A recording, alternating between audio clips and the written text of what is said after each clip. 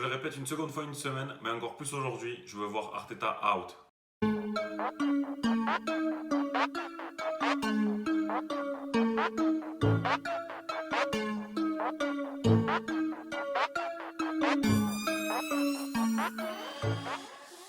Bonjour à tous, donc on se retrouve pour parler du match d'Everton face à Arsenal. Donc Arteta a décidé de mettre en place pour ce match un 3-4-3, mais qui pour moi ressemble davantage à un 4-2-3-1, même si nos défenseurs latéraux jouent en effet assez haut sur le terrain, avec Willian Andis, Saka sur le côté gauche, Pepe sur le côté droit et Nketiah en pointe. Alors Arteta, clairement, pour moi, n'est pas du tout l'homme de la situation, comme j'ai déjà pu l'expliquer suite au match face à Burnley. Je vais de nouveau donner mon opinion sur ce coach et ce qu'il met en place à Arsenal vis-à-vis du match d'hier soir contre Everton. Alors bien sûr, il y a certains joueurs qui sont fautifs également, mais est-ce que le manque de talent, c'est une faute? Ça, c'est une autre question.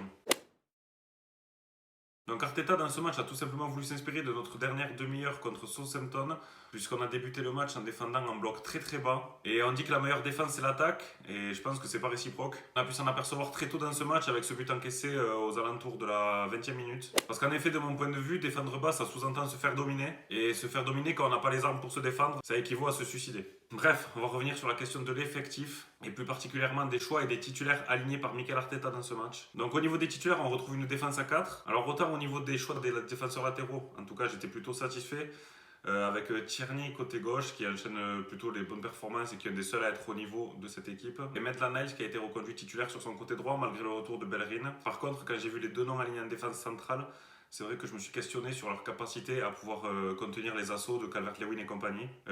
Holding titulaire, moi déjà je trouve ça inconcevable, mais en plus de le mettre capitaine, pour moi c'est irréaliste. Un capitaine, ça doit être un leader de vestiaire, alors peut-être que Holding c'en est un, ça je sais pas, je vis pas dans le vestiaire avec eux, mais je pense qu'un capitaine ça doit être aussi un leader technique.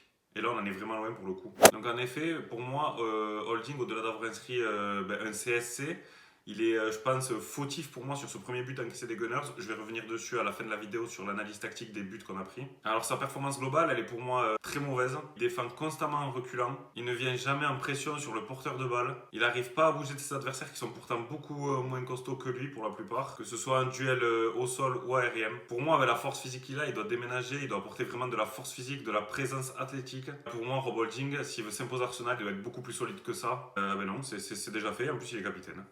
Donc pour ce qui est de l'animation offensive, hier soir, j'en ai vu une uniquement en début de seconde mi-temps, pendant 10-15 minutes, aux alentours de la 45e jusqu'à la 60e à peu près, où on est revenu des vestiaires avec des intentions, des passes à une touche, du jeu rapide, des dédoublements, du mouvement, du dédoublement de fonction et de la percussion. Sinon, le reste du temps de jeu, j'ai vraiment trouvé nos attaques très stériles, avec une animation offensive vraiment très pauvre. Donc Willian titulaire, je trouve ça vraiment surprenant. Par contre, qu'il ait fait 90 minutes aussi mauvaises, ça me surprend pas vraiment. Je trouve vraiment anormal qu'il passe 90 minutes sur le terrain avec un match aussi plat. Moi, j'avais vraiment l'impression qu'il était venu là pour faire sa petite balade, son petit décrassage. Il a été vraiment trop peu en vue, Willian, et les seules fois où on le voit, c'est pour perdre le ballon ou le rendre à l'adversaire. Donc, autant plus le voir du tout, peut-être. Donc, notre milieu, notre animation au milieu, avec Elneny Ceballos. Donc, pour moi, j'avais parlé d'un problème de complémentarité lors du dernier match.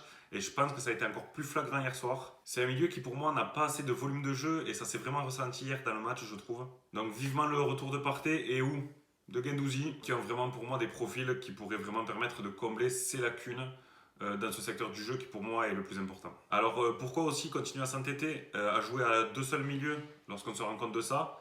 Est-ce que ça serait pas une solution de pouvoir aligner trois milieux pour apporter un peu plus de complémentarité, pour apporter un peu plus de volume là dans ce secteur-là? Moi, je pense que ça peut être une solution. Pour les trois offensifs, Nketiah, Saka et Pepe, ils ont été pour moi trop peu en vue durant tout le match. Alors Nketiah, encore une fois, je trouve qu'il a eu des déplacements intéressants, qu'il y a eu de la mobilité, mais c'est vrai que là, on l'a vraiment moins vu que lors du match contre Southampton. Saka, il a également vécu un match compliqué. Mais bon, lui, on sait que c'est un des seuls rares à mouiller le maillot dans cette équipe de match à match. Voilà, est-ce qu'on peut lui en vouloir? En tout cas, on va l'excuser plus facilement que ceux qui se baladent sur le terrain. Pour moi, le problème d'Arteta aussi, ça a été quoi hier soir? Ça a été des changements trop tardifs. Je comprends pas la gestion qui peut avoir des joueurs. Ok, Arteta, on voit qu'il a clairement un problème avec Alexandre Lacazette. Maintenant, ça c'est clair et net. Je trouve vraiment ça incroyable la façon dont ce coach gère les joueurs. Comme je l'ai déjà dit, je trouve ça vraiment déplorable la façon dont il a pu gérer les cas Socrates, Saliba Guendouzi, Torreira, Ozil. Et maintenant, j'ai l'impression qu'on se dirige vers le même problème avec Alexandre Lacazette, qu'il est en train de nous tuer petit à petit. Lacazette qui faisait pourtant un bon début de saison, il a ensuite été mis au placard. Il avait réussi à marquer 3 buts assez rapidement en première ligue et était assez intéressant dans le jeu en tout début de saison. Il a été mis au placard, puis ensuite il a été utilisé en Europa League, notamment dans ce poste de 10. Mikel Arteta a décidé de lui refaire confiance en l'alignant dans des matchs importants titulaires à ce poste-là qui n'est pas habituel pour lui, comme contre Tottenham. Et de suite, ensuite, eh ben, il le retire de l'équipe, il le remet au placard. Je comprends vraiment pas comment on peut faire ça à un joueur. Et pour moi, c'est inconcevable de se passer d'un de nos rares joueurs qui mouille le maillot à chaque fois, qui a vraiment la grinta et qui se la donne pour le club. Et je comprends pas comment on peut ne pas faire rentrer Alexandre Lacazette dans un match où on a besoin de marquer et pourquoi on le fait pas rentrer plus tôt dans le match. Alors Mikel Arteta aussi, je pense qu'il aurait pu tenter de faire rentrer Smith Rowe peut-être à la place de Willock pour apporter justement la lumière offensivement, tenter quelque chose, surtout dans ce match où on doit égaliser. Pour moi, Arteta, il effectue vraiment beaucoup de choix tactiques étranges. J'ai l'impression que la philosophie de jeu qu'il veut déployer à chaque match est différente. Et du coup, je comprends pas comment il peut y avoir un réel travail d'effectuer de match à match. Bref, Arteta, moi, il me convient de jour en jour qu'il n'a plus rien à faire à Arsenal. Donc le point tactique avec l'analyse des buts. Donc tout d'abord, l'analyse du premier but. Donc on a Richarlison sur le côté gauche qui déborde Pepe. Et là, on voit qu'il y a 3 joueurs d'Arsenal qui sont dans la zone de un seul joueur d'Everton, Sigurdsson. Ce qui offre à Richarlison une solution dans l'axe. Donc le décalage est fait. Donc on voit Calvert-Lewin qui fait un appel tranchant vers le but.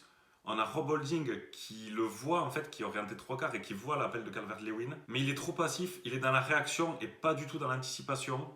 Puisque du coup, en anticipant, il aurait pu venir se mettre dans la course de l'attaquant et venir le gêner. Mais non, il est dans la réaction et du coup, le moment où il réagit, c'est déjà trop tard. Et pour moi, si Holding se met ce ballon dans son but, c'est que d'accord, il y a une part de malchance. Mais pour moi, il y a aussi une part de responsabilité. Et enfin, le second but, c'est tout simplement un corner. Donc on a Nicolas Pepe qui est au marquage de Yerry Mina. Donc là aussi, je trouve que c'est un choix tactique un petit peu étrange de mettre un joueur qui mesure 1m80, donc selon les différentes informations que j'ai pu trouver sur différents sites, alors que Yerry Mina culmine quant à lui à 1m95. Et Nicolas Pepe qui ne suit pas Yerry Mina lors de sa course au premier poteau. Et le défenseur prend ensuite le dessus sur Eddie Nketiah de la tête qui était posée au premier poteau. Donc pour moi, voilà, Nicolas Pepe fautif sur ce but-là. Et les coachs d'Arsenal également qui définissent les tactiques sur corner. Alors enfin, mes tops et mes flops. Donc mes tops, c'est compliqué d'en sortir, mais j'aimerais vraiment continuer à encourager Tierney, qui est pour moi un des seuls qui mouille encore le maillot Arsenal, un des seuls qui arrive à avoir des performances constantes, et c'est un des seuls qui montre qu'il a les tripes pour jouer à Arsenal en ce moment. Et aussi Maitland Niles, que j'aimerais encourager, parce qu'il montre des choses intéressantes, et c'est un des seuls également sur le terrain à le faire, malgré quelques défaillances techniques à certains moments, surtout au niveau de la relance, qui est pour moi un des points sur lesquels il doit vraiment travailler. Mais je pense que Maitland Niles, il peut s'imposer au détriment de Bellerin, parce qu'il montre quand même des choses plus intéressantes, une présence athlétique physique plus intéressante, donc pourquoi pas avoir sur l'avenir. Flop, pour moi, il y en a beaucoup trop sur ce match, mais s'il y en a 2 vraiment que je devrais retenir, ça serait Holding pour les raisons que j'ai citées bien avant, mais aussi Mikel Arteta pour tout ce que j'ai pu dire. Voilà. Mais Mikel Arteta, je pense que ça va être mon flop de l'année. Donc voilà, on arrive à la fin de cette vidéo. Arsenal n'a pris que 2 points sur 21 possibles lors des 7 derniers matchs de Première Ligue. Le bilan est catastrophique. C'est l'un des pires débuts de championnat de l'histoire de la part d'Arsenal, qui est tout simplement en train de sombrer de match en match, de semaine à semaine, dans la médiocrité la plus totale. Et nous, supporters, on sombre de plus en plus dans le pessimisme. Donc c'est simple, on veut du changement à tous les niveaux, que ce soit au niveau du board, des dirigeants, du coach, des joueurs, mais aussi de la mentalité de tout ce petit monde, afin d'essayer de sauver ce qui peut vraiment encore l'être. Donc voilà, merci à tous d'avoir regardé cette vidéo encore une fois. Vous êtes de plus en plus nombreux à nous suivre et ça nous fait énormément plaisir. N'hésitez pas à vous abonner, pensez également à mettre le petit like et à commenter en dessous pour nous dire ce qu'on doit améliorer et ou tout simplement pour donner votre avis sur le match en question. Et on se retrouve bientôt pour la prochaine vidéo. Et non, il n'y aura pas de command gunners aujourd'hui.